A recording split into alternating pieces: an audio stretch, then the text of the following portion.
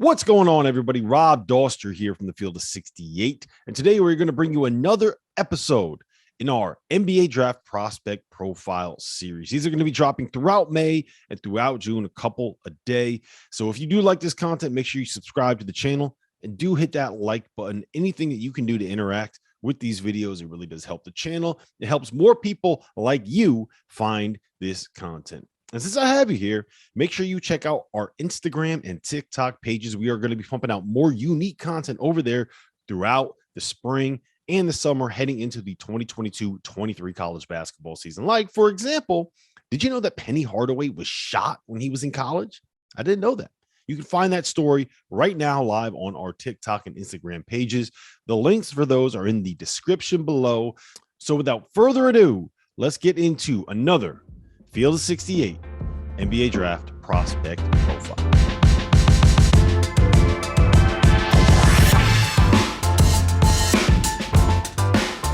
Jeff Goodman here from the Field of 68 with another 2022 NBA Draft Profile. And we got G League Ignite coach Jason Hart here to break down none other than MarJon Beauchamp. And hopefully I got the name right, Jason. Yep. I think I did. You helped me with it. 6'6", 200. He's a little bit older than the other guys that you coached on the G League Ignite this past year. And his story, he's a Washington kid, but his story, and I'll let you tell it, it's kind of amazing how he got here.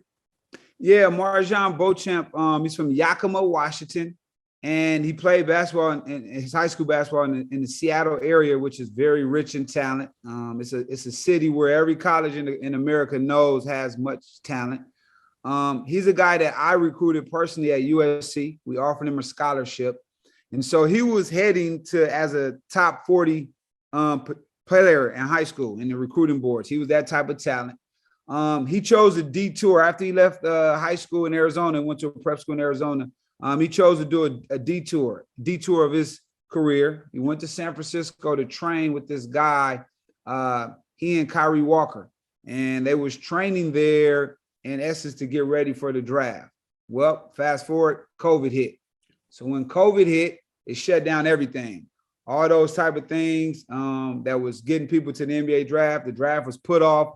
And so you couldn't showcase your stuff for the NBA teams. So thought about giving up the game because everything wasn't going right. It wasn't going smooth no more. So he found his love by going to a junior college in Yakima, back where he was from. Yeah. Found his love again. Started playing at a high level, averaged over 30 points, over 10 rebounds. So now the colleges come calling again, right? So now he has a decision to make. Rod Strickland was led to him somehow, some way at a workout. He wouldn't seen him and took it wasn't a risk, but gave him the opportunity to come to the Ignite, being that he was 2 years removed from high school. And so when he came in, obviously I got a chance to sit down with him. I hadn't seen him in 2 years. I noticed that he'd grown, his body got stronger. He had a mindset that I'm gonna make it and I have people talking about me. He wasn't on any mock drafts.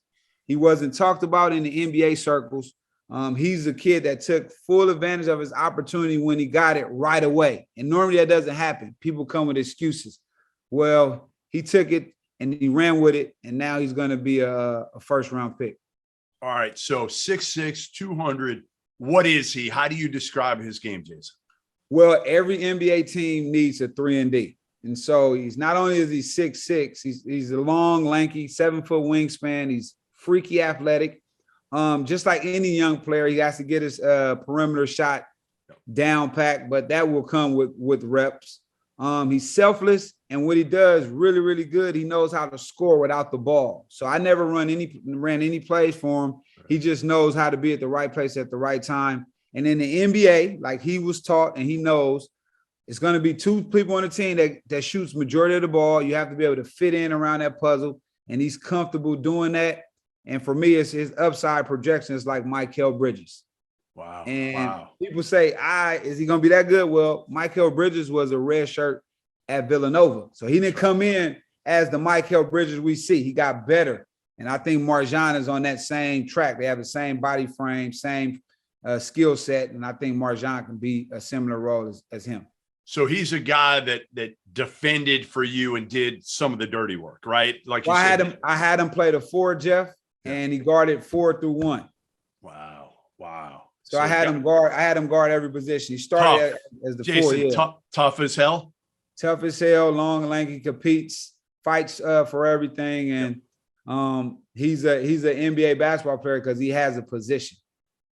So, other than perimeter shooting, which you already said is, in order to be a 3-and-D, you got to make shots from the perimeter.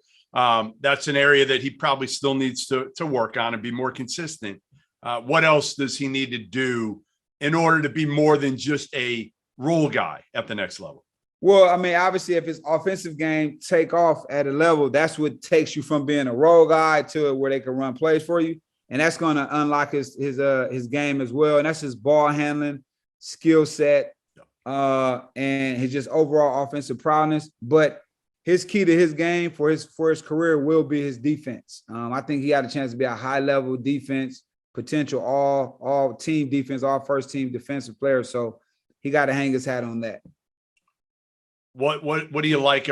Again, is he a vocal guy? Is he a guy who it sounds like he is? He's older than a lot of the other guys you had. So is he kind of more of the leader or one of the leaders of the team? You know what, man? I don't know. For me, my personality maybe was like a little not over the top, but I got all quiet guys. I had everybody on this team was very quiet, except for like Pooh Jeter and Amir Johnson, the vets. But no, he's a quiet, reserved kid, very thoughtful. He never the loudest in the room, but his game is loud, just like Dyson. These guys wasn't big talkers, and I guess because when you've been isolated, you kind of just go into your own shell. So he was a quiet kid and easy to coach, easy for teammates to like him, and he will be able to join the NBA team with no problem. How much do you think this year helped him? I mean, obviously it did from a standpoint of he came out of nowhere for NBA guys. They got a chance to see him really because of the other players. They weren't coming for him. Exactly. Well, I think this helped him tremendously because he took advantage of the NBA scouts come and see the other guys, but he's here too. And as opposed to saying, Coach, do they see me? Well, if you play good enough and you do it consistently, they will. And that's exactly what happened. He used where he was at and he took full advantage of it. Is he one of those lunch pail guys that because, again, I know he went to like 4 different high schools, bounced around Seattle a little bit, ended up in Arizona, then goes to junior college, like you said, trains for 6 months, and that didn't work out for him. Do you think he's got that kind of edge to him because of all this? Yeah, definitely. No question. And it helped define him through those adverse situations. I mean, that was a tough road for him. High school, JUCO, making it here. It wasn't smooth. And that's his story. So when something becomes your story, it becomes a part of who you are. And he didn't get here without the hard work. So he has to keep doing that when success comes. He can't change up. All right. There you have it. Jason Hart, Jeff Goodman here breaking down the game. MarJon Beauchamp. I got to get it right. I'm going to work on it. I'm going to work on it because it sounds like he's going to be in the league for a long, long time, because if you can guard at that level and you've got that length and you work as hard as he has, I think he's certainly got a bright future. Field of 68, Jeff Goodman, Jason Hart here. Make sure you follow us with all our 2022 NBA draft coverage on the Field of 68's YouTube page. We're also on Twitter. We have breakdowns of every single player that's going to be in this year's